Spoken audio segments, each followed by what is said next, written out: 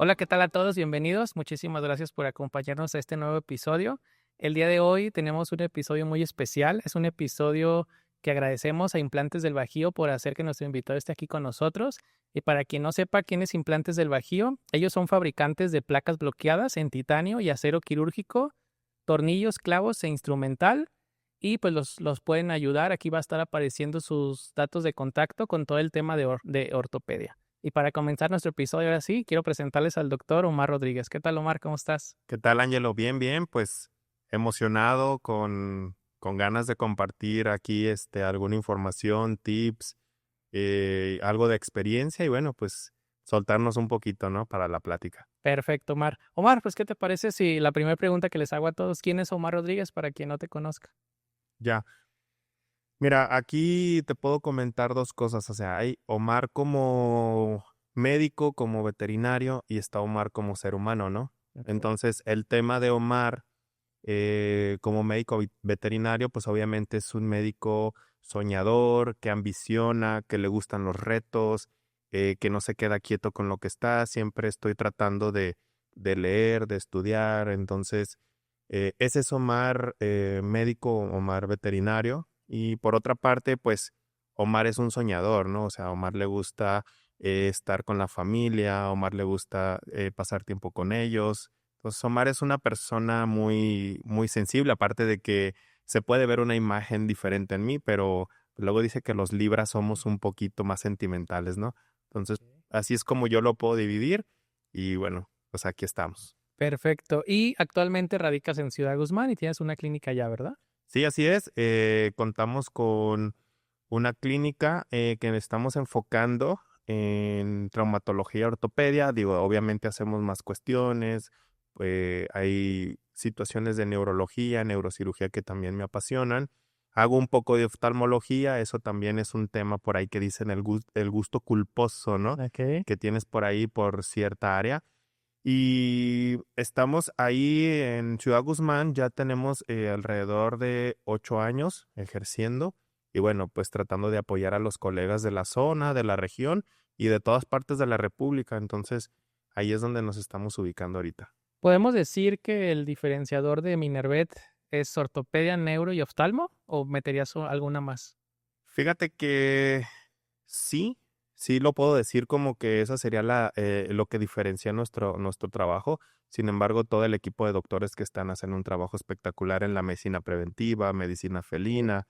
Entonces, sí tratamos de potencializar esta área de traumatología ortopedia a razón de que queremos ofrecerle a la población una alternativa más o diferente a lo que se venía haciendo anteriormente, o en su defecto, como estamos en el límite de Manzanillo, Colima, hacia Guadalajara, entonces hoy en día sí queremos ser un centro de referencia para todas estas personas que se les dificulta un poco venir hasta Guadalajara, entonces poder estar ahí para ofrecerles este servicio a los pacientes y ayudarles a los tutores a que sea más accesible en tiempos, en traslados y poderlos ayudar. Perfecto, Mar. Y vamos a regresarnos un poquito a una pregunta que también siempre les hago. ¿Por qué medicina veterinaria? ¿Tenías familiares? ¿Algo te llevó? ¿Te gustaban los animales? ¿Eres de ese 98% que es por amor a los animales o la vida te llevó a estudiar veterinaria? Fíjate que es una historia chistosa o muy random, como dicen por ahí hoy en día.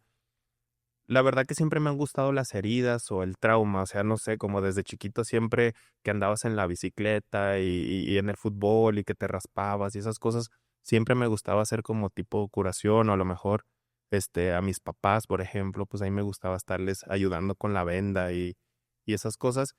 Yo creo que por ahí viene el tema, o sea, ya me gustaba un poquito eso, Ok. sin saber en un futuro qué quería hacer. Eh, Posterior a ello, en un tiempo conocí una persona que se dedicaba a medicina en equinos y en esta persona pues yo era como su pues auxiliar, su asistente. Entonces, como que lo fui conectando, lo que a mí me llegaba a gustar como de trauma eh, con, con veterinaria. Ok. Hasta ahí es en donde yo digo, bueno, posiblemente esto es lo que a mí me puede funcionar. Ahora, tú sabes que es algo bien, pues bien radical porque no sabes ni qué te va a gustar. Por ejemplo, estás en la prepa y no sabes Sí, qué quieres estudiar después. Tú sabes que hasta la prepa porque es un tronco común, pero no sabes qué carrera estudiar o qué licenciatura. Ahí es como que tu primer reto decidir qué vas a hacer en un futuro como un profesional, ¿no? Y después, como veterinaria, estamos en la universidad y no sabes ah, sobre qué área te vas a dedicar. Entonces, pues bueno, así es como lo vamos conectando, ¿no? perfecto. ¿Y trabajaste en la industria? Porque a mí me tocó verte trabajando en la industria. ¿Eso fue antes de estudiar? Desde que yo estaba casi recién egresando de la prepa, Ok. por ahí uno de mis compañeros trabajaba de forma directa en una distribuidora y en esta distribuidora con el paso de los años, él me invitó a formar parte desde el almacén, empezamos por ahí después en call center, o sea, es lo que te digo, o sea, Omar siempre trata de ir Mm, escalonando, ¿no? Entonces yo empecé desde barrer, desde ir subiendo hasta que en su momento me dieron la oportunidad de ser agente de ventas, ok. pero en ese inter yo seguía con el machetito y con el cuchillito de palo sobre la licenciatura. Entonces, cuando se me da la oportunidad de presentar este examen de admisión, que empecé a ver la logística en Ciudad Guzmán, que empecé a ver esto, hice los trámites y bueno, fue cuando ya migré como estudiante y seguía con el trabajo de agente de ventas, pero ahora ya en la región, o sea, lo empecé a desempeñar ahí en la región y así como fue la combinación, así fue el combo, Ok. estudiar medicina veterinaria y yo ya venía con la capacitación de la distribuidora y bueno, se conectó porque la distribuidora pues eso se dedica, ¿no? A vender medicamento para veterinarias. Entonces se me hizo muy fácil, fue muy fácil para mí ese tema. Y también empezaste a conocer el medio, ¿no? Que no conocías de Ciudad Guzmán, clínicas, médicos, cómo trabajaban. Eso quizás sin saber que en algún futuro te ibas a quedar en Ciudad Guzmán con una clínica. Sí, claro, o sea, no era un objetivo a lo mejor quedarme en Ciudad Guzmán. La intención a lo mejor como todos es regresar a una ciudad o migrar a otra ciudad donde hay una opción de trabajo, un mejor campo laboral. Sin embargo, las necesidades o empezamos a notar ahí que había opción de crecer. Y sí, pues ahí como quien dice, empiezas a conocer un poco el ramo, empiezas a conocer qué deficiencias hay o a lo mejor cómo puedes entrar tú ahí con opciones en el mercado y bueno, también eso fue parte que pudimos descubrir, ¿no? Cómo entrar ahí en el pastel de lo demás. Sí, claro, no solamente es entrar y tener un diferenciador que resalte tu clínica, obviamente. Y en este caso sería, supongo que la ortopedia, pero ¿qué te llevó a elegir ortopedia? ¿Cómo fue tu historia para llegar a la ortopedia? El tema era algo que yo ni siquiera tenía por la mente, o sea, yo la verdad que solo quería montar a lo mejor una clínica, un consultorio, yo de seguirme dedicando a la industria y simplemente de forma paulatina, ir a hacer cuentas con el encargado y ese tema, ¿no? O sea, yo quería como montarla y nomás, hacer cuentas, pero la cosa no fue así. Entonces, eh, cuando empezamos, mi esposa y yo, que también ella es médico veterinario, entonces vimos la necesidad de que a la clínica nos llegaban pacientes politraumatizados, con fracturas, con situaciones que ocupaban rayos X, cirugía, y pues realmente los derivábamos y ese era el tema. O sea, dices, bueno, se llegan los pacientes, pues que se vayan quien sí hace la cirugía. Y mi esposa fue la que hizo como el, oye, toc, toc, ¿qué onda? Aquí está esto, ¿por qué no lo integramos como servicio a nuestro proyecto? Y entonces hay que estudiar esto, ortopedia. Y yo dije, no, los cursos de ortopedia están muy caros, o sea, yo no voy a pagar 15, 17,000 pesos por un curso, un día, 2 días, o sea, a mí se me hacía muchísimo dinero. Entonces yo andaba una vez en ruta, yo andaba una vez en mi trabajo y me empieza a decir, oye, ¿sabes qué? Vi en redes sociales un curso, mira qué te parece, te lo envío, chécalo y ya lo reviso y le digo, oye, ¿sabes qué? Pues igual habla, a ver qué pasa. Entonces ella habla, se comunica y entonces, ¿sabes qué? El cupo está lleno, el cupo Ok. ya está lleno. Entonces ella me contesta y me comentó, oye, ¿sabes qué? Ya está lleno.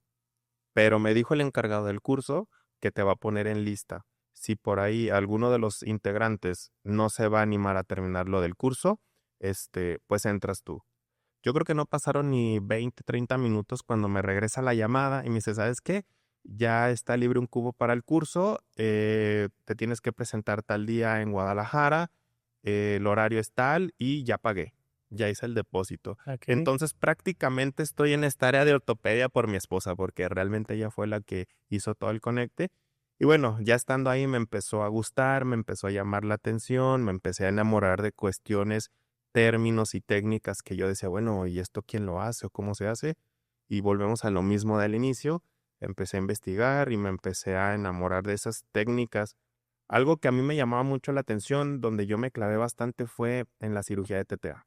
Ah, O sea, la ok. TTA para mí, yo decía, ¿y ese nombre qué significa? ¿O en dónde lo conocen? ¿Quién lo inventó? Entonces me clavé en TTA porque clavos, placas, tornillos, fijadores externos, pues muchos doctores lo hacen. Pero cuando ya escuché TTA y no sabía qué era, como hoy en día la TPLO, que mucha gente dice TPLO, pues bueno, se ponen a investigar.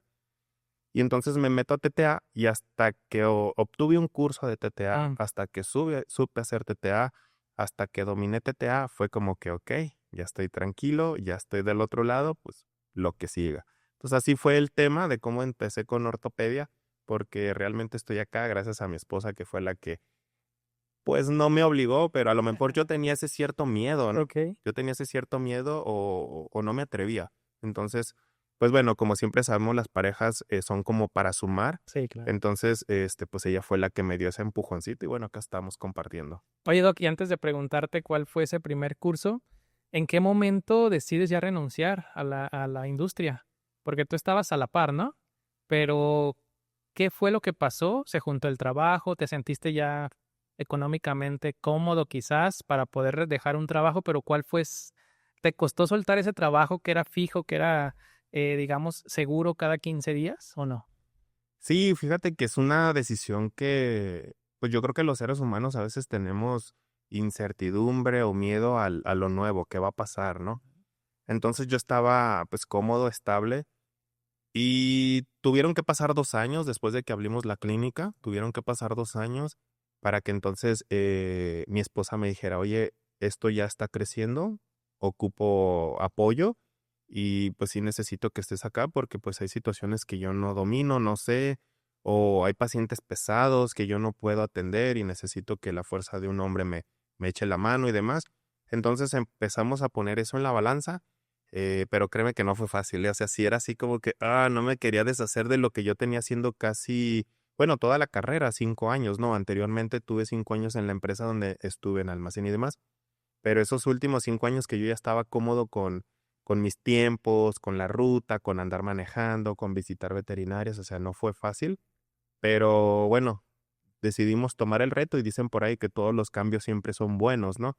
Entonces empezamos a tener más casuística y dije, bueno, ¿por qué no lo hice antes, no?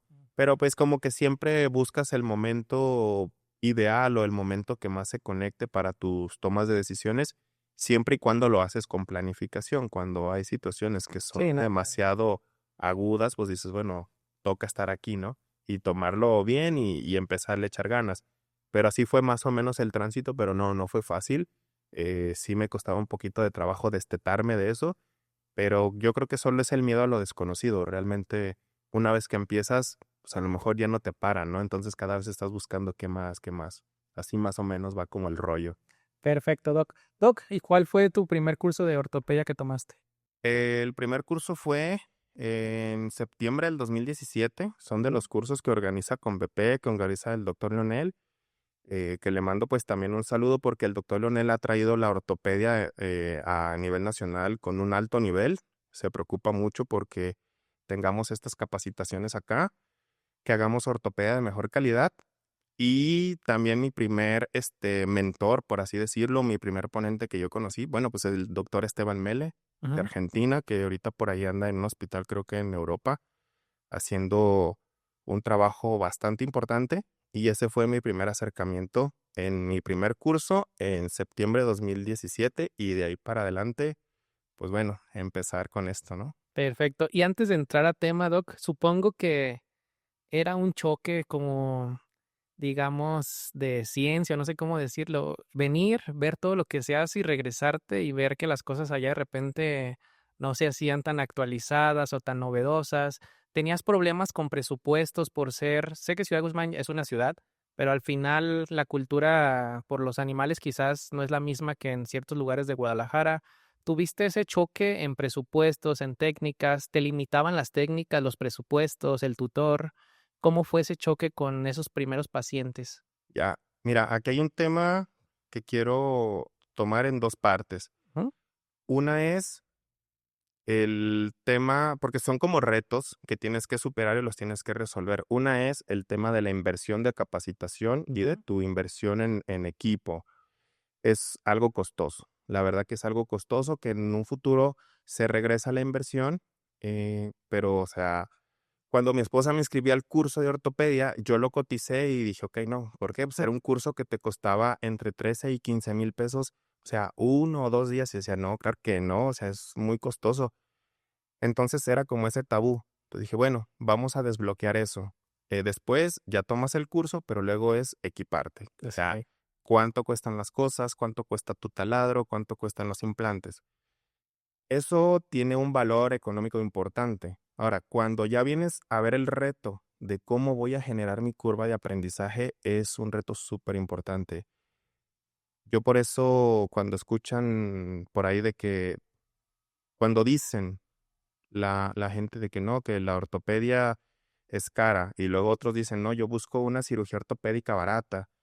Entonces, hay médicos que sí la ofrecen a un bajo costo y cada quien es respetable a sus precios, pero digo, realmente no es económico y entonces todo esto se ve involucrado en un costo.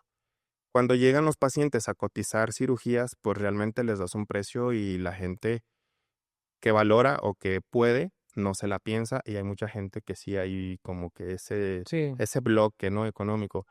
Pero, sin embargo, es ir generando tu crecimiento, tu prestigio, irle generando la concientización a la gente de que este tipo de trabajo es un trabajo especializado, que es un trabajo que involucra inversión, y algo que sí les hago entender muy en lo personal es que lo que están pagando es todo el conocimiento, pero también el costo de los implantes. sí, O claro. sea, y es lo que la gente no valora cuando dice, oye, una cesárea me vale un costo y una ortopedia me sale en tanto, pero la diferencia en una cirugía de tejidos blandos entre ortopedia, una gran variable es los implantes. Entonces, Claro. por ahí es donde hay que ir trabajando con eso, pero con el paso del tiempo la gente lo ha aceptado y hoy en día te lo exigen. Hoy en día buscan un especialista, hoy en día buscan, y creo que desde que empezó Minervet, ese fue la esencia, o sea, irnos preparando para cuando la gente buscara un especialista y poder estar al nivel de poder ofrecer el servicio. Eso es algo que te aplaudo mucho porque supongo que mucha gente que puede venía hasta Guadalajara con el especialista o algo y ahora no tiene que venir a Guadalajara, ahora lo encuentra en Ciudad Guzmán o gente de Colima, incluso yo creo que recibes mucho de las rancherías, de todos lados. Es, pues es un área de crecimiento bastante buena. Es muy similar a otro ortopedista que es el doctor David, que está en Autlán, que ustedes mismos no se guiaron en el mercado, sino ustedes están ofreciendo algo especializado y la gente llega solita porque tu trabajo demuestra lo que estás haciendo y esa pauta muchas veces se van a otros lados, ya gastaron en tres y al final acaban en el primero, en este caso contigo. ¿Por qué? Porque tienes que hacerlo como especialista. No sé ahorita qué tanta cantidad de veterinarios hay en Ciudad Guzmán. ¿Ha crecido el número? Ya, sí, ha crecido bastante el ramo veterinario en Ciudad Guzmán. Digo, somos una ciudad que tenemos la universidad. Sí. Entonces, hay mucha gente que es nativa de ahí, que estudia veterinaria y bueno, pues Ya. obviamente tratan de impulsar un negocio en su zona por cuestiones familiares y demás. Ujú. Entonces, sí ha crecido bastante. Eh, con el tema del crecimiento en esta área. Sí fue un objetivo. Sí fue un objetivo, eh, poderle brindar al cliente final o a un paciente, en este caso, la alternativa de no llegar hasta Guadalajara. Y no porque no quisiera uno que vengan a Guadalajara, claro, o sea, hay doctores de renombre y hospitales de referencia bastante buenos por acá, pero mucha gente, el tema del traslado Ujú. es el que los limita. Entonces, la intención en Minervet, o en este caso mía, por generar cirugía especializada, es poderle ofrecer al cliente o al paciente la alternativa directamente en Ciudad Guzmán y que consideren eso, que pueden invertir en viáticos, mejor invertirlo en presupuesto de hospitalización o Sí, claro. cirugía o demás. Eh, Parte de mi desarrollo como cirujano, como clínico, es el área de neurología, porque ortopedia y neurología van muy de la mano. En este caso, desarrollamos también la cirugía de columna y el tema es diagnóstico y proponerle al cliente una alternativa en Ciudad Guzmán. Claro que si quieren viajar a Guadalajara, a otro lado, por una segunda opinión, definitivamente, pero ahí la opción directamente ahí y poder estar ahí a la mano de todos ellos. Perfecto. Otra cosa que también me parece muy interesante, porque todo el tiempo te estás moviendo. Ya dijiste el cliente que no puede moverse, pero también colegas que muchas veces no quieren derivar porque pues hay una mala praxis por otros colegas que se quedan con el paciente o que simplemente el dueño no puede moverse de un rancho a otro o de una ciudad a otra. Es el moverte tú como persona y ofrecer el servicio de ortopedia o de columna, bueno, que va de la mano en otras clínicas veterinarias, ¿verdad? Sí, definitivamente es parte de lo que te gusta hacer. Primero que nada, si te tiene que gustar, tienes que estar ahí con todo. En segunda parte es, ok, quiero hacerlo como cliente, o sea, estoy preocupado por mi mascota, pero pues estoy en un lugar muy aislado, ¿qué puedo hacer? O sea, tengo el presupuesto y si no lo tengo, lo consigo, Ujú. porque me queda muy claro que la gente cuando Sí, quiere a su claro. mascota hace lo imposible. Entonces, si no pueden llevarlo por cuestión de vehículos y demás, bueno, pues poderles ofrecer la opción de ir hasta una clínica, hasta un hospital en la región y poder realizar una cirugía, también para que el paciente no se traslade. Hay que recordar que Ah, el paciente politraumatizado, el paciente inestable, el traslado va a generar un factor importante en su recuperación. Entonces, sí, me dedico también a promover la cirugía móvil. Es una de las partes que estoy desarrollando debido a que el hospital donde trabajo, eh, pues realmente se mantiene activo con los compañeros que están ahí. Entonces, tengo la oportunidad de poderme mover para ofrecer este trabajo a ujú. lugares donde no puede llegar todavía un especialista que en su momento puede llegar bien. En todo el sur de Jalisco, incluyendo esta parte de Autlán y demás, bueno, pues el doctor David también está durísimo en ese tema de la ortopedia y bueno, creo que traemos bases porque nos capacitamos de una forma importante, o sea, no es nada más un curso online o demás, sino que tratamos de hacerlo mejor en nuestra zona. El tema acá, este, que hemos tenido bastante aceptación, o sea, y realmente puede ser en la zona o en cualquier parte de la República, o sea, me han invitado a operar a eh, San Luis Potosí, a Puerto Vallarta, Colima, o sea, realmente donde tengamos oportunidad, nos movemos. O incluso han viajado pacientes de fuera hasta Ciudad Guzmán para que podamos Mm, ofrecer el servicio de una cirugía. Nos han visitado Mazatlán, Durango y desde el mismo Guadalajara okey. van para allá. Entonces, hay que hacer algo para que los pacientes se puedan ver beneficiados, ¿no? Perfecto, Doc. Doc, pues entrando a tema, sé que las preguntas son como muy amplias, pero nos vamos a basar en lo que tú más haces. Por ejemplo, aquí en la ciudad, dependiendo la zona, es el tipo de cirugías ortopédicas que hacen. Zonas como, digamos, de un poquito más bajo nivel económico, pues hay muchos atropellados, porque hay mucho perro en la calle o el perro sale. Pero zonas más donde hay cotos o eso, pues son más cirugías de displasia, de ligamentos, no tanto traumas. Pero en Minervet o tú como médico, ¿cuál dirías que es el tipo de fractura más común que has operado o que operas? Mira, está por estadística, eso no lo puedo yo evitar, y creo que así es. La casuística siempre es pacientes politraumatizados, Okey, eh, y las fracturas que más llegan son huesos largos, ¿sí? okey. Tibia, fémur, radio son las fracturas que de forma regular llegan a la clínica veterinaria. Son con las primeras que tenemos que empezar como, como desarrollar esta Ujú. curva. Eh, y ya de ahí se empiezan a desarrollar otro tipo de lesiones con menor porcentaje, con un grado más de dificultad, pero las que más llegan son huesos Huesos largos, largos. huesos largos. ¿Y diferencia entre perro y gato? ¿Qué tanto gato operas en ortopedia? Fíjate que hoy en día gato Creo que sigue siendo menor la casuística, al menos en Minervet, Ujú, porque hoy en día hay más gato indoor, ujú. ¿sí? Ya no, sí hay gato callejero y demás, pero los gatos tienen como cierta habilidad. Entonces, tenemos más casuística de perros que de gatos. Entonces, sí, yo creo que tiene que ver mucho el gato indoor hoy en día, que Okey. realmente están más en casa, no andan tanto en los árboles, allá que porque hay gente que los lastima, ¿no? O sea, les avientan piedras, los tumban, les disparan a veces, o sea, eh, hay situaciones malas, pero siempre es más perros y huesos largos. Es lo que más vemos nosotros. ¿Y de razas pequeñas o grandes? Fíjate que cada vez hay más razas medianas y pequeñas Okey. en perros. Cuando yo empecé en esto, bueno, por estar en la región, hay muchos ranchos, Ujú. hay hoy mucha producción de aguacates, hay muchas situaciones de cabañas. Entonces, yo pensaba que iba a tener más pacientes grandes, gigantes. Pero pues bueno, la situación va cambiando, donde hoy en día queremos una mascota en un lugar pequeño y de compañía, entonces cada vez hay más perros pequeños y medianos. Sí, los grandes ya se Mm. empiezan a aislar un poquito. Porque no es lo mismo, al final, bueno, si es lo mismo o no es lo mismo, tú me vas a decir.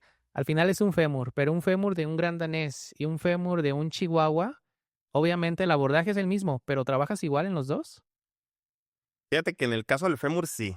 El Okey. caso del fémur sí, es un hueso que tiene una protección muscular dependiendo del tamaño del paciente, pero donde te puedo decir que no es en un radio.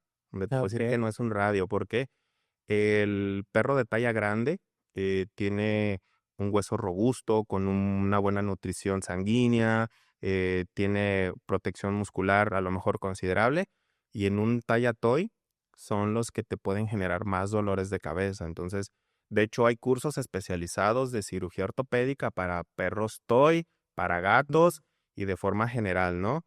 El que te genera más controversia, y a lo mejor algunos colegas no me van a dejar mentir, es las fracturas de radio en pacientes TOY. Ahí sí les invito a que los compañeros que se estén iniciando en esto pongan mucho énfasis, porque muchos me dicen, no, pues es que es más fácil. Cuando a veces hay colegas que me llaman para que les ayude a capacitarlos de forma privada en su clínica y me comentan, oye Omar, pues tengo este paciente y yo les hago la pregunta eh, ¿cuál sería más fácil operar para ti, un pequeño o un grande? Y pues por lógica, un pequeño, pero en la recuperación te puede jugar la moneda en contra y el pequeño te puede generar problemas en la recuperación. Entonces, eso y que luego trabajas como relojero, porque luego son tornillitos de tipo reloj, o sea, perritos que pesan 1 kilo, entonces ese tipo de detalles sí te generan un poquito de reto y estrés quirúrgico. Y lo que sí les comento, un perro toy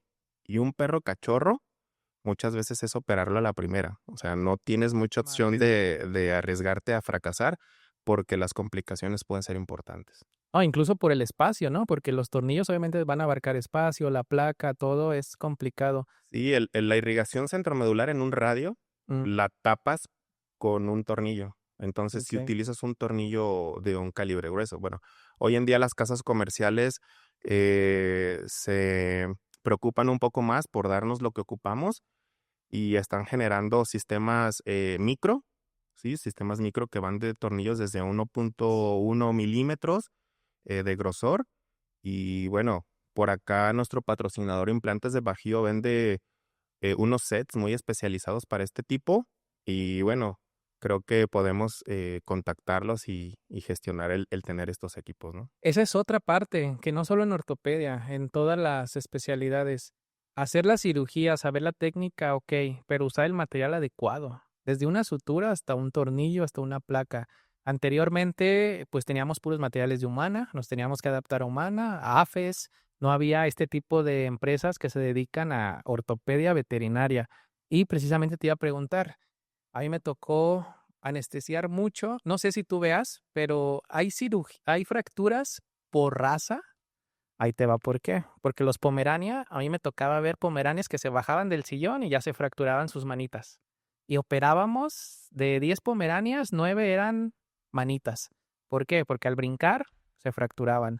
¿Hay alguna otra raza o alguna otra fractura que vaya de la mano con la raza? Una fractura como tal, creo que ahorita coincido contigo bastante.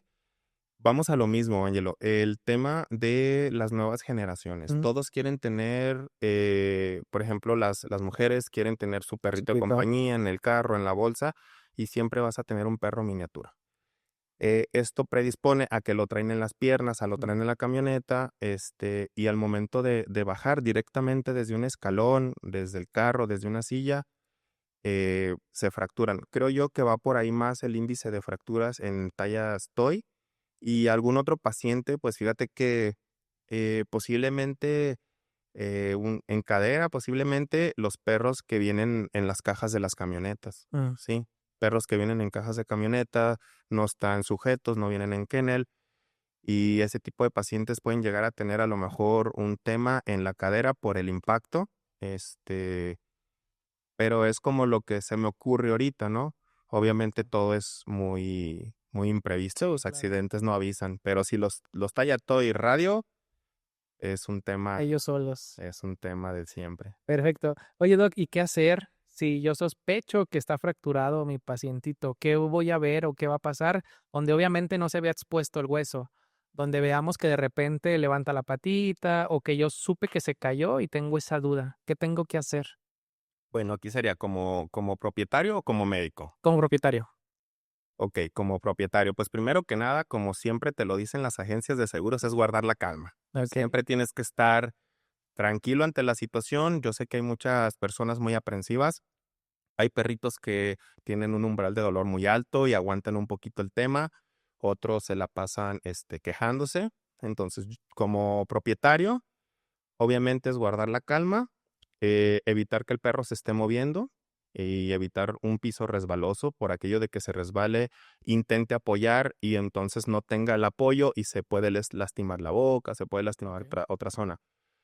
Y de ahí pueden envolverlo en una cobijita y obviamente acudir al médico veterinario de confianza o más cercano.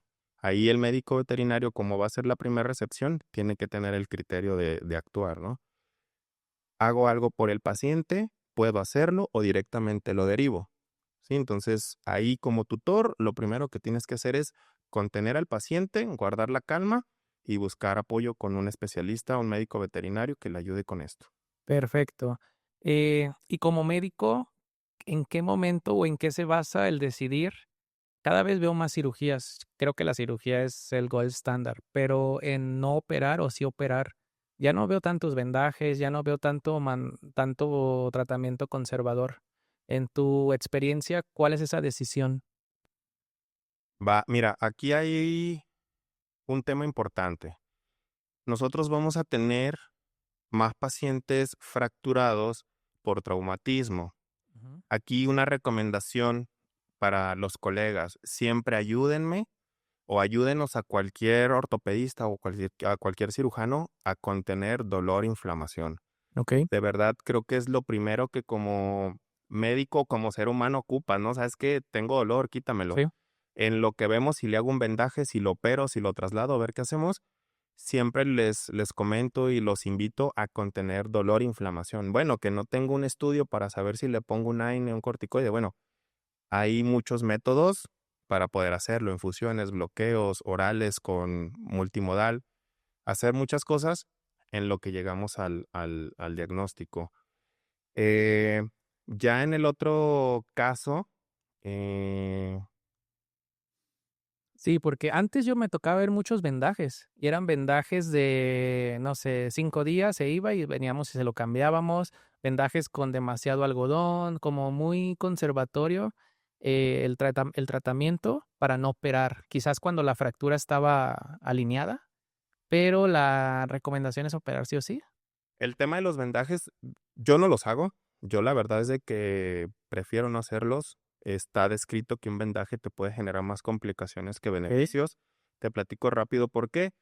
Un vendaje, yo los invito a mis colegas y a los que están en crecimiento en esto, incluso como médicos generales, que aprendan a hacer vendajes. Sí, claro. Que aprendan a hacer vendajes, por lo menos llega a la clínica, estabilizo, pongo analgésicos, antiinflamatorios, vendo y váyase a radiografía, Ujú. váyase con el ortopedista. No hay que perder tanto tiempo, pero un buen vendaje.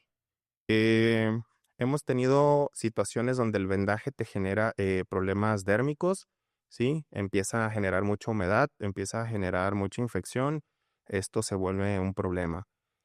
Número 2, vendajes mal hechos con la forma que generan mucha compresión en los miembros y no los hacen completos hasta las uñas.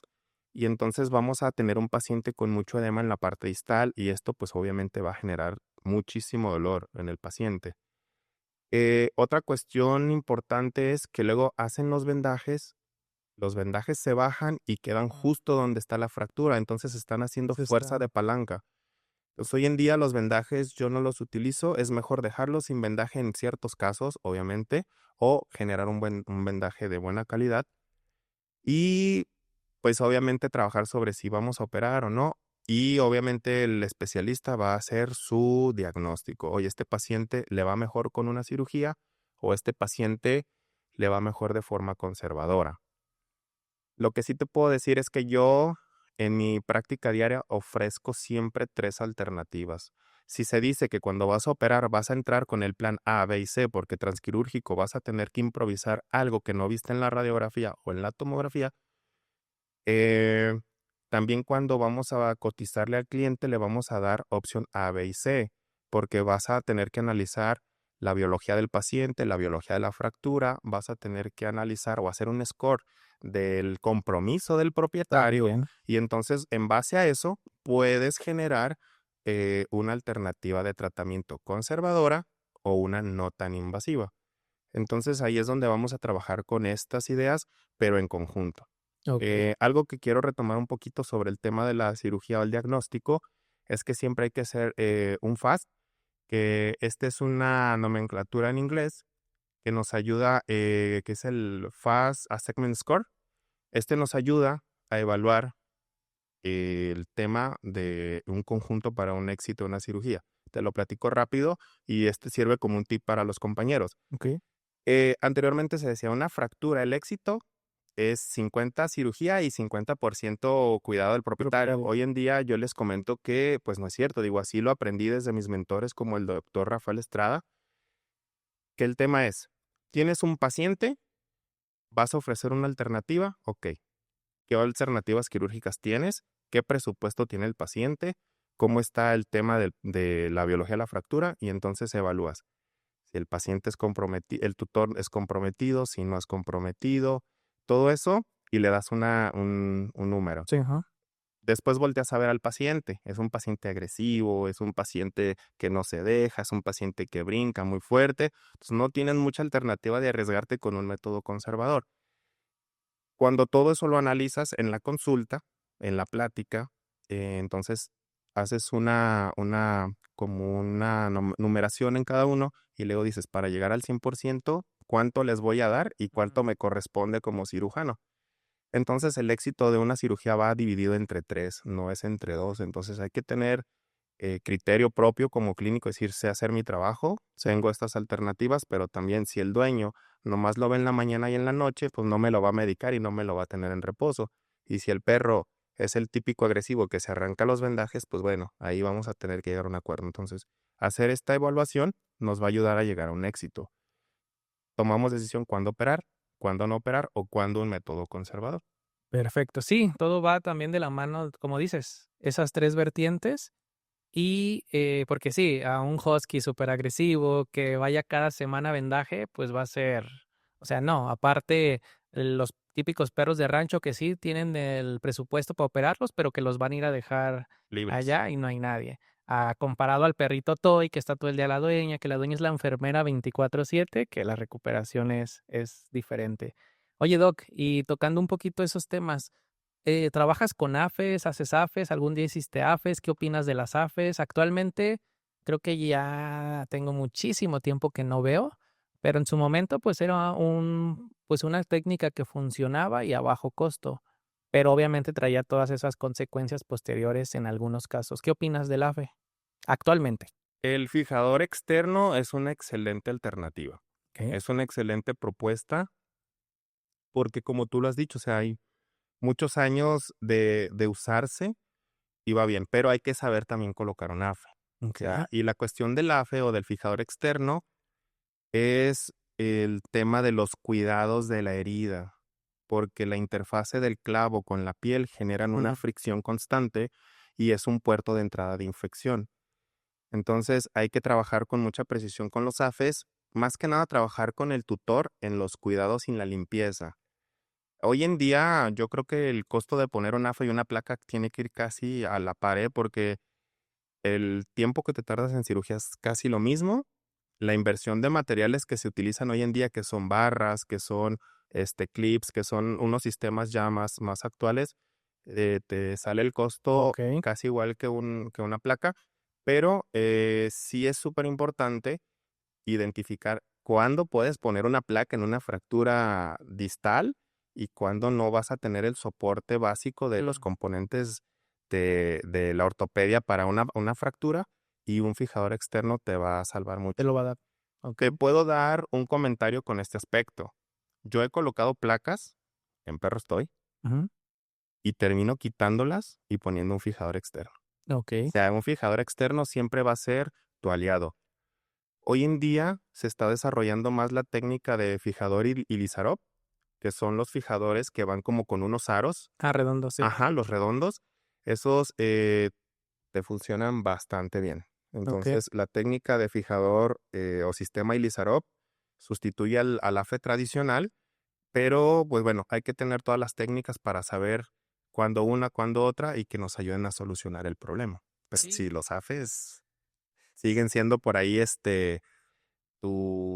tu método seguro para algún tema, ¿no? Yo les veo un ligero rechazo por algunos especialistas, porque es como un retroceso, pero al final es una técnica que puede salvar ese miembro del paciente. Ahí está, y yo supongo que todo ortopedista debe saber colocarlos, ¿no? Porque son como o deberían, siento que son las bases de la ortopedia, porque al final es el pasado de la ortopedia. No, bueno, mira, somos cirujanos y somos ortopedistas y nos gusta agarrar el taladro y Ujú. meter placas y tornillos, pero hay que ser honestos y hay que ser conscientes, o sea, ¿en qué momento un AFE te va a salvar de una situación compleja? Que ya incluso pusieron placas, se rechazó el tema con infección y que no tienes otra alternativa más que el fijador. O Se sea, quedan. el fijador yo creo que siempre va a estar ahí como una alternativa para la resolución de fracturas. Sí hay que saberlo colocar, pero yo creo que el tema del rechazo de si ponemos o no un AFE, creo que ya es tema porque nos gusta poner Tema. placas. Sí, a medida de lo posible queremos poner una placa y quitarnos ya de tanto lío, pero de verdad, hoy en día se están haciendo muchas cirugías con fijadores externos de los modificados o con técnica Ilizarov y la verdad es de que les Súper. salvan la pata. Ahora sí que tengo un contacto de Brasil, que es el doctor Cerbero, y él siempre pone en sus posts y Lizarov salvando patas. O sea, Okey. la verdad que es un método de salvataje. Perfecto. Fíjate, ahorita que mencionas lo de las infecciones, se me vino a la mente un video. A las personas también les ponen AFES. Y hay personas que se van a la playa con el AFE, que están en paseos, en todo, y esa pierna llenándose de agua, de arena, de todo. Si las personas no tienen la cultura, imagínate un perro, esa es la otra, que está en el rancho con un AFE, ¿cómo lo detienes para que no se infecte? Como no sé, depende del paciente, como lo dijiste, está triada, lo podemos decir, cirujano, paciente y dueño. Entonces, esa es la base, Doc. Oye, Doc, y ya pasando a las placas, ahorita que estaba abriéndolas, hay placas súper pequeñas, ya son de titanio. Las placas, tú colocas una placa y le dura toda su vida a ese perro si no hay rechazo. Fíjate que ese comentario está bien hecho, Ángelo? El rechazo, el rechazo. No existe el rechazo. Ok, Te soy honesto y en lo que yo tengo en formación de ortopedia, no existe el rechazo. Existe un implante que se afloja por una mala colocación del cirujano, ok, por a lo mejor actividad del paciente, ese tornillo quedó como muy sensible y actividad del paciente, pero es más una mala colocación por parte Ujú, del cirujano. Colocó una broca muy grande, hizo mucha termonecrosis con las revoluciones del taladro, el orificio se necrosa, el tornillo se afloja y de ahí un tornillo te empieza a aflojar ujú, toda la placa. Entonces, yo creo que un rechazo no existe como tal, más bien es tu forma de trabajar y de okey, colocarlo. Otra parte importante, el rechazo se puede mencionar así, pero también tiene que ver con una infección. mm, Cuando ya tienes una infección, empieza a generar como una especie de pústula, empieza a generar una fricción, empieza a generar secreción y entonces dice la gente rechazó los implantes. O sea, realmente yo creo que el rechazo no va, pero sí es una mala técnica de parte del cirujano y a lo mejor que por alguna situación se contaminó el implante y tenemos ese efecto y lo mencionamos muy fácil, es un rechazo, mm. pero bueno, hay que también tener nosotros participación en eso y ahí conlleva todo el proceso de esterilidad y el proceso. Ahora, súper importante el tema de los materiales. Las casas comerciales, yo he trabajado con 3 casas comerciales nacionales. Implantes del Bajío es una empresa que me ha apoyado siempre desde mi inicio en los cursos en cuanto a aporte de material, ideas. A lo mejor tienes una idea de un implante customizado y le das la idea y con sus ingenieros te ayudan a promoverlo, a hacerlo. Ujú, Eh, y posterior a esto, pues obviamente viene el titanio, ¿no? O sea, primero se hace con acero porque pues venimos con acero sí, claro. que sea quirúrgico y de ahí viene el titanio. El titanio también siempre ha existido. Obviamente los costos son diferentes, pero yo te puedo decir que opero el 90% de mis cirugías con acero. O sea, me gusta mucho el acero porque es resistente, logras contornearlo bien y todo, pero bien colocado. El titanio es muy resistente, a mi gusto tolera menos la contorsión Mm, y es muy bueno cuando tienes pacientes con un hueso débil. Te puedo okey. platicar esos típicos leones, esos típicos exóticos Sí, por que vienen con enfermedades metabólicas por nutrición. nutricionales. Tienes un hueso poroso débil, el titanio es tu mejor aliado, porque aparte el titanio tiene una osteointegración.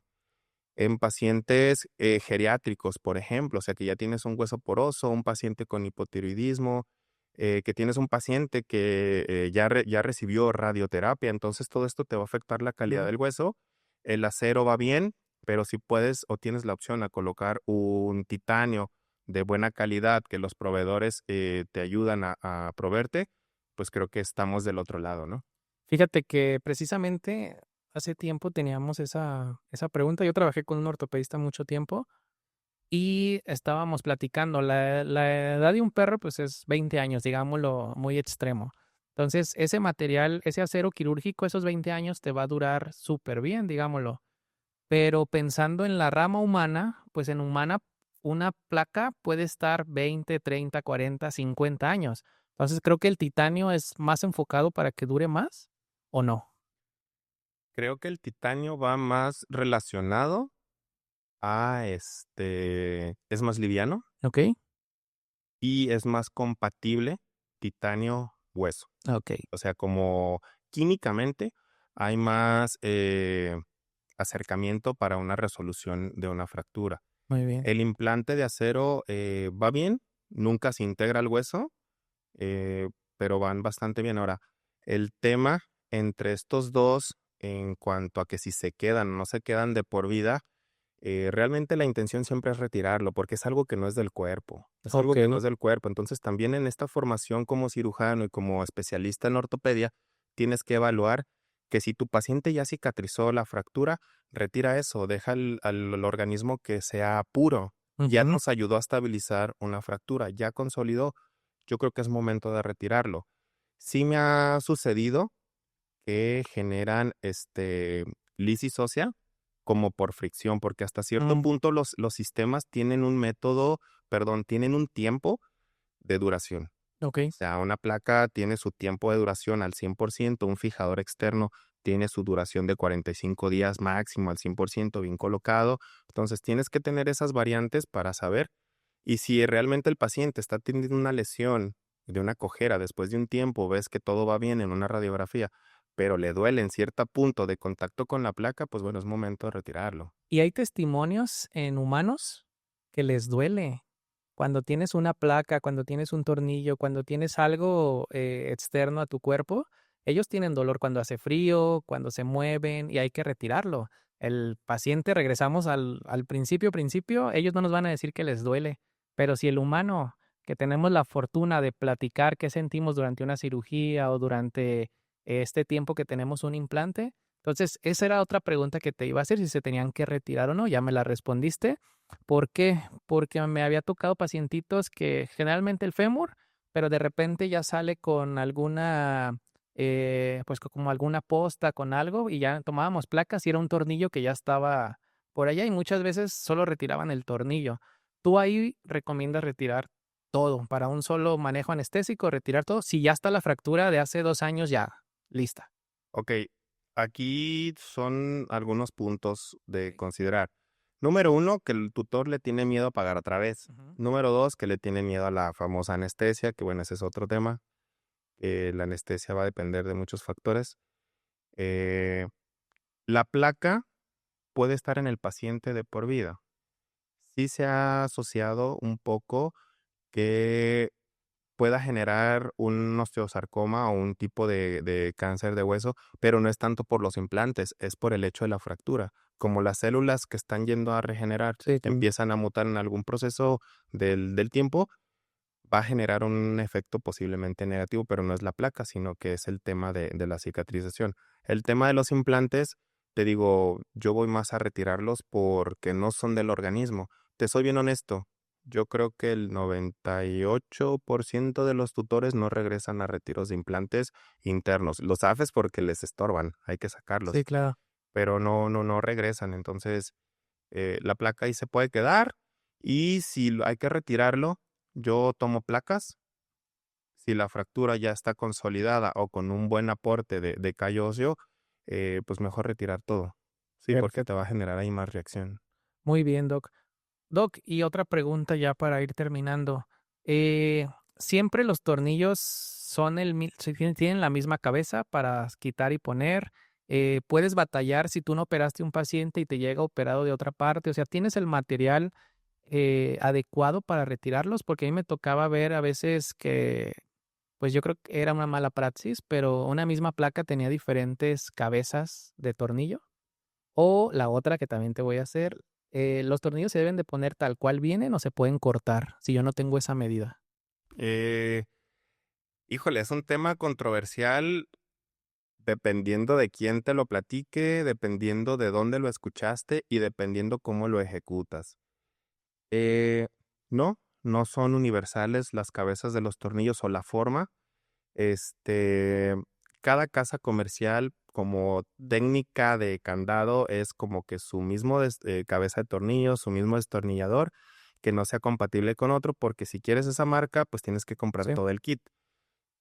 No son universales, pero esa es una cosa súper importante que sería como otro tip para los compañeros que estén por acá. No hay que tratar de improvisar con un sistema y tratar de hacer otro porque te vas a meter en problemas y vas a desesperarte en cirugía, vas a gastar tiempo y vas a dañar el hueso o al paciente con tiempo sí, claro. quirúrgico. Eh, lo importante es que si tengas las variables a la mano, porque sí me ha tocado retirar placas que vienen de otro lugar, que abro y pues son de humana. Bueno, pues hay que buscar el calibre de humana, porque siempre son tornillos grandes. Okey. O sabes que este me llegó con una marca X, por ejemplo, una marca de titanio que nos ofrece implantes del Bajío. Bueno, tiene una forma en estrella. O sabes que me llegó de otra casa comercial que es hexagonal. Entonces, tienes que tener las herramientas para poder resolver ese tipo de problemas. Un factor diferente es cuando se te quita Mm, o se te capa o se te barre sí, la cabeza del tornillo, pero también hay sistemas para sacar tornillos. vale. Entonces, a medida de lo posible, tener las herramientas que ocupas para cada técnica y poder resolver eso y no estar improvisando o generando más problema. Sí, claro, improvisar mientras el paciente está anestesiado, yo creo que es lo peor porque te eleva tus riesgos para todo. Sí, definitivamente el tiempo quirúrgico, contaminación es un factor importante y la otra es la anestesia, ¿no? Oye, ¿y cortar los tornillos si no los tengo a la medida? ¿Se hace, no se hace, no se debería de hacer? Fíjate que se describe que no se tiene que hacer. La cuestión es de que tú haces un orificio con un calibre de una broca y el tornillo está diseñado para hacer su propia rosca, los tornillos autorroscantes. Y si nos ponemos a ver la punta del tornillo, tiene una especie como de muesca que te ayuda a ir haciendo el orificio. Cuando tú cortas el tornillo, no tienes esa muesca, sino que es el tornillo plano. Y lo que tú vas a hacer es romper o hacer microfracturas la rosca, en el orificio que generaste con la broca. Y aquí hay dos factores. Si tú hiciste una termonecrosis, ya tienes un hueso lesionado en el orificio. Y aparte rompes con el tornillo cortado, vas a generar una inestabilidad en ese punto de ese tornillo. Ahora, te soy bien honesto, sí los he tenido que colocar o sí los he tenido que cortar, pero ahí, como todo, hay principios para colocar tornillos, que es lo que normalmente yo hago, y otro tip para los colegas que se atrevan a hacer esta técnica. Mi recomendación primero es no lo hagan. Tengan su stock, díganle a sus proveedores de implantes, tengan su stock de tornillos de diferentes tamaños y medidas y no cortarlos. Pero si en ese momento por algo hiciste el pedido y no te llegó, entonces tienes que cortar uno. Yo lo que normalmente hago es primero taladrar, después con un tornillo más largo, con una forma muy delicada, empiezo a generar o a labrar la rosca. De una forma cuidadosa lo retiro. Cuando yo corto el tornillo, trato de achatarle la punta con unas pinzas para no tener esa rebaba Ujú. expuesta. Cuando yo hago eso, incluso hay limas ortopédicas, trato de quitarle un poco el filo y bien perpendicular al orificio, como ya tengo una rosca, y despacio ir tratando de ponerlo. De esa forma, creo que cumplimos algunas de las bases para colocar un tornillo y el tema de que se te complique, se te afloje, va a ser menor. La, Ok. la recomendación sería no hacerlo, pero hay esas excepciones como todo que podemos hacerlo. Y bueno, ahí les dejo el tip para que lo promuevan, ¿no? Perfecto. Doc, pues ya para terminar, ahora sí, ¿algún consejo para la gente que está estudiando, que quiere dedicarse a ortopedia u otra cosa? Creo que ya hay demasiadas veterinarias, creo que hay demasiados médicos generales. No sé qué consejo les podemos dar a esos estudiantes que nos estén viendo. Híjole, es un tema que a mí ya me ha pasado, ¿eh? En esos temas de crisis, existencial, con el tema del acoso al veterinario, que sabemos que el burnout veterinario también está al día, el tema de las demandas, el acoso, los colegas que han perdido la vida por X razón, agresiones y demás. Yo sí les quiero recomendar a lo mejor un par de cosas. Número uno, no salgan y traten de emprender. Van a decir, bueno, Omar, pero tú saliste y emprendiste. Sí, pero emprendí con otra veterinaria que dos cabezas piensan mejor que una. Y la situación es que se capaciten. ¿Qué puede pasar? Que si tú abres una veterinaria vas a empezar a generar errores al principio porque todo es nuevo para ti y la carrera te da una pincelada. Entonces, yo lo que los invito es, sí emprendan, pero primero generen una experiencia en otro lugar donde Ujú. tengan mentores, donde tengan oportunidad a lo mejor a fracasar en una técnica, en una canalización, en un diagnóstico, generen esa curva de aprendizaje o criterio propio, posteriormente intenten emprender. Ese sería mi consejo como alguien que tenga este proyecto. Primero, capacítense. Ahora sí que como dicen, rígala en otro lado, ¿no? Pero vas a tener ese mentor que te respalda. Y por último, seguir estudiando porque esa es la Prepararse. clave. Un tema importante es que yo, por ejemplo, he pasado por situaciones donde sí he querido tirar la toalla. ¿Y qué pasa? Que con lo que hoy en día hago, tengo las puertas abiertas en muchos lugares y con un buen sueldo base. Aquí hago un paréntesis y está el meme. ¿Cuánto quieres ganar como Mm. médico veterinario? Y que la chica dice 60,000, 100,000 pesos. El comentario es que sí se puede. no es fácil. Entonces, cuando yo empecé a ver esos ciertos memes por mismos colegas, digo, bueno, ¿dónde está el criterio propio? Pero bueno, hay que tener la mentalidad de ver por dónde le busco y poderlos generar. Te puedo decir que sí, yo estuve en ese proceso y generé solicitudes en hospitales donde realmente me llegaban hasta ofrecer 60,000 pesos libres por ser cirujano. Entonces, sí se puede, nomás hay que estudiar, capacitarse y ser un elemento de confianza. Y si por otra parte quieres emprender, primero genera tu curva de aprendizaje antes de esto. Sí, claro, dijiste 2 cosas muy, muy padres. Una, estas nuevas generaciones, te ha tocado, yo creo, con practicantes o servicio social, están como muy adelantados, ¿no? O sea, quieren todo muy pronto y no es que los detengamos, pero, pues, se lleva un proceso y tienes que llevar un proceso. Si tienes la oportunidad de salir y emprender, mejor yo también te invito a que no lo tomes, mejor ve y toma experiencia. Y la otra, sí puedes ganar lo que tú quieras, siempre y cuando ofrezcas que el lugar va a ganar por tus servicios o por lo que tú te distingue, pues obviamente más. En este caso, ortopedia, hay ortopedias de 20,000, 30,000 pesos, que quizás el margen, no sé qué porcentaje sea para de ganancia. Vamos a decir un 30%. Es lo estándar. Pero al mes, obviamente, quitando tu sueldo, tú ya le dejaste tanto. Yo le digo en los lugares donde trabajo, cuando me vayas a pedir un aumento de sueldo, dime qué estás haciendo diferente o cuánto está ganando extra la empresa, aunque no lo sepas al 100 por tus servicios. Y en base a eso, okey, tú me estás dando algo, yo te doy un aumento, pero no puedes llegar a pedir x dinero si no me estás generando más, por lo menos, de lo que estás ganando. Entonces, siempre con bases, eso es claro, equivócate en otro lugar. La idea es que no te equivoques, pero a todos nos va a pasar. Justamente ayer tuve una clase con un doctor y él decía, hay una frase muy famosa que los errores bien analizados dejan experiencia, la voy a leer en lo que la encuentro, pero estuvo padrísima. O sea, cómo no es equivocarte por equivocarte. Aprendemos de los errores sí o sí, y no vas a dejar mentir. Sí, definitivamente la curva de aprendizaje es a base de errores. Por acá, había una pregunta que me hicieron una vez que me dicen, bueno, ¿cuál es como lo que más te marcó en un paciente, en un caso?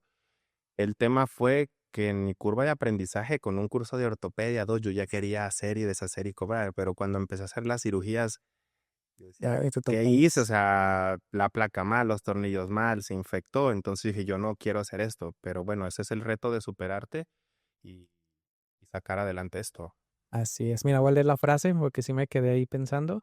Los fracasos son también útiles porque bien analizados pueden conducir al éxito. Y esta es de Fleming. Esta frase está padre porque tienes que aprender, pero para no volverlos a realizar. Y lo resumimos en un término común acá en veterinaria. ¿Cuál es el médico que no tiene ningún fracaso en su práctica? El que no opera, el que no hace. Que no ejercen. Porque Sí, realmente tiene poco margen de equivocarse, pero el que hace 20 cirugías, 10 cirugías, claro que se va a equivocar, o claro que va a haber un factor que desconocía y va a haber una complicación y a lo mejor, tú te equivocas en tantas cirugías o te fracasan, pero sí, pero opero tantas. Entonces, el que no fracasa es el que no opera, el que no hace un ejercicio privado. perfecto, Doc. Doc, pues yo creo que con esto terminamos. Quiero agradecerle a Implantes del Bajío por hacer esto posible. Van a estar aquí apareciendo en sus redes sociales. Ellos cuentan con materiales, lo que necesiten. Están en todo México, si no me equivoco. Ahora van a estar en León, supongo. Y aquí van a estar apareciendo sus contactos. Y a ti, Doc, me da mucho gusto que por fin estemos acá. Como platicábamos al principio, durante la universidad salimos a varias fiestas, teníamos algunos grupos de amigos En común. en común. Nada de lo que somos ahorita éramos en ese momento, era otra mentalidad, íbamos a divertirnos, a aprender, a pasarla bien. Y me da gusto que muchas personas de nuestra generación emprendieron, pero de forma adecuada y están marcando una diferencia, porque tú estás marcando una diferencia en Ciudad Guzmán, es un antes y un después de Minervet. Hay otra opción, ahora con oftalmología, con neuro. Bueno, traes pacientes a resonancia magnética porque no la hay allá, que es un equipo que no es tan fácil adquirirlo, pero todo el tiempo te estás moviendo, estás impaciente y eso te lo felicito, Doc. No, pues al contrario, Ángelo, muchas gracias por estar acá, tratar de compartir experiencias, vivencias y bueno, agradecer al patrocinador también. Este tema es porque pueden contactarlos, pueden acercarse, ellos promueven cursos, ellos patrocinan cursos, te pueden financiar cursos. Ellos siempre están ahí para echarte la mano con alguna situación. En mi crecimiento había veces que, y te lo repito, o sea, es costoso todo esto. Yo no tenía como para una herramienta o un implante y ellos me decían, obviamente hice mi chambita, ¿no? Ujú. O sea, trabajé con ellos, no les quedé mal y todo eso. Y cuando se me atoraba, ellos me echaban la mano, lo que ocupes, haz la cirugía, luego me lo pagas y demás. Ellos están en León, entonces ellos son de León, están en Perfecto. León, van al Congreso de León y sí andan promoviendo la ortopedia por todo el país. Échenles por ahí una llamadita, un contacto. Eh, en lo particular, estamos siempre apoyando a las nuevas generaciones, a los médicos que quieran y tengan la intención de aprender algo de lo que hacemos. Nos pueden contactar, nos pueden buscar, les puedes pasar mi contacto sin ningún problema.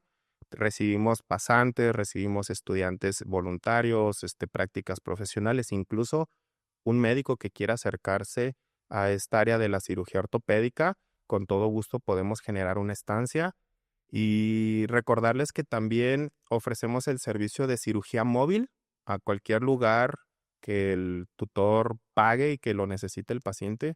Por ahí también podemos hacer esa labor.